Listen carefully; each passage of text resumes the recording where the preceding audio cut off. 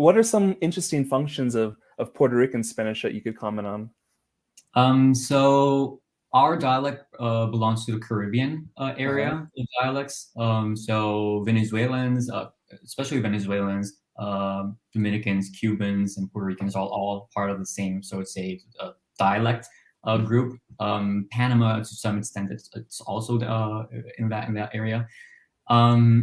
So especially from the Caribbean per se, like not so much Venezuela, but particularly from the Caribbean, one of the features is that we shorten a lot words. I say we're one of the most efficient dialects. I always love to say that from like a descriptivist point of view, because we speak really fast. Like we get our message across in a very effective amount of time. We typically don't pronounce a lot of the S's at the ends of words. So that, saves a lot of time. I've noticed. Yes. Another thing is the R's. Some R's, we don't pronounce them as R's, but as L's. So that makes it a little bit more easier. A lot of people have the impression that, for example, Puerto Ricans, they don't pronounce the R's and they imitate our name, for example, our country's name as Puerto Rico. And it sounds more, and that really sounds as most Asian immigrants would say it in Puerto Rico. But we actually say Puerto Rico. So the first one we say it as an L, the second one as a normal R. So it really depends on the position on how you would pronounce it, right? But that's one of the two most noted examples. The R, we sometimes pronounce it as an L to make it more easier or more relaxed. And a lot of S's at the ends of words before consonants, we don't pronounce them as such. So. Okay, and what about in terms of vocabulary? Is it very specific to Puerto Rico? Every country, let me tell you even more. Spanish has such high dialectal variety that even in our small island, we have like 5 dialects.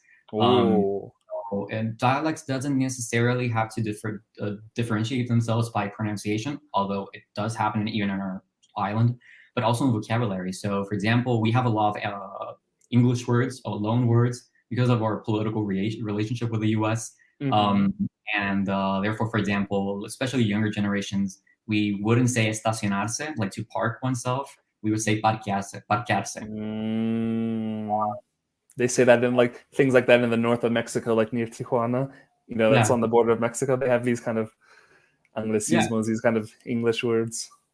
We also have, for example, to hang out, hanguear. That's another word. I learned that from Bad Bunny, actually.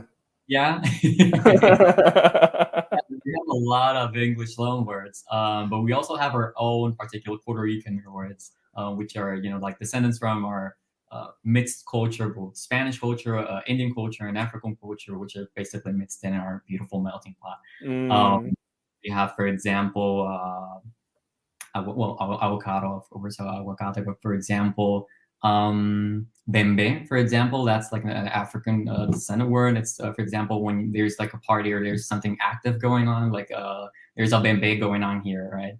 Or for example, meollo, for example, for a mixture, or not mixture, but for example, a really complicated problem, or when someone has a lot of thoughts in their minds, or they can't explain things correctly, we say you have a meollo in your mind, for example. So things like that. So it's pretty fun, especially, but it's also difficult when you go out into other Spanish-speaking countries, like adjusting your own dialect to a kind of false standard. Almost difficult things for every Spanish speaker that goes out.